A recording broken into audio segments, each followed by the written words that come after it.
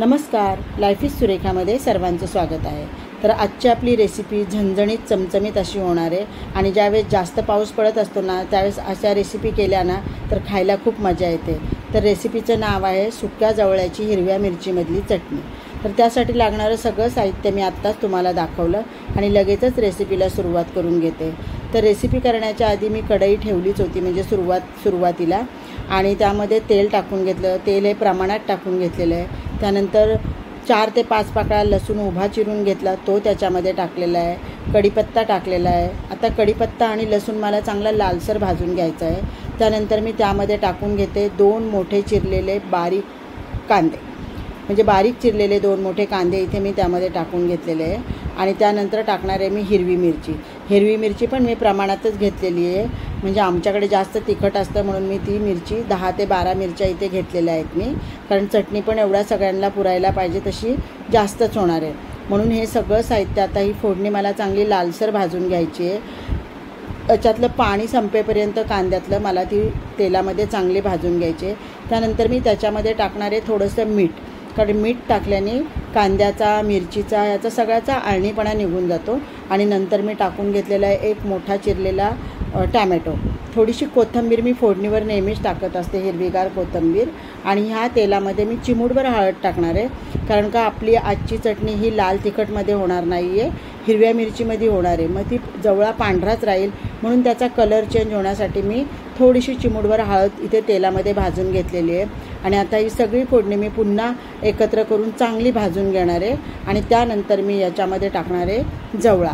जो जवळा मी 2 पाण्याने स्वच्छ धुवून असा पिळून सुक्का करून घेतलेला आहे, तो आता याच्यामध्ये टाकून घ्यायचा आहे।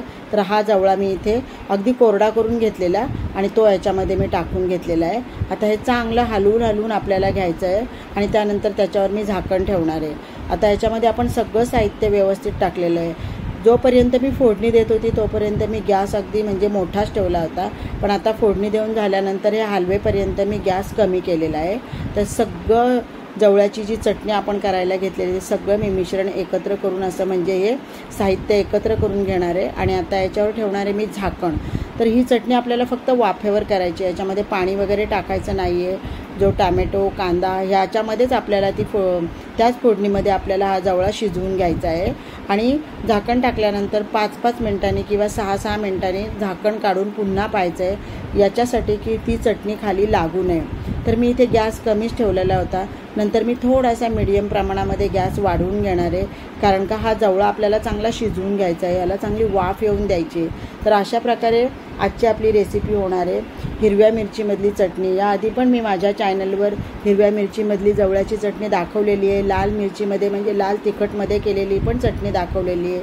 तर आजची रेसिपी खूप छान होणार आहे। इथे मी मध्ये झाकण उघडून पाहिलेलं आहे आणि 2 ते 3 वेळा झाकण उघडून पाहिल्यानंतर राहिलेली कोथिंबीर मी टाकून घेतलेली आहे।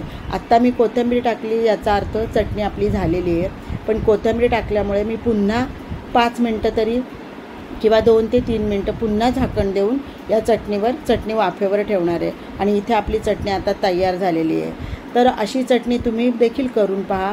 ही अशा प्रकारे चटणी केली ना तरी भाकरीबरोबर खायला खूप चांगली लागते, वरण भाताबरोबर देखील चांगली लागते, तांदळाची भाकरी ज्वारीची भाकरी कुठल्याही भाकरीवरती चांगली लागते ती खायला। तर तुम्ही देखील अशी ही रेसिपी करा आणि मला कमेंटमध्ये नक्कीच कळवा। तर मी चटणी केलीच होती ना, मग मला असं वाटलं की एखादी भाकरी पण करून पाहावी।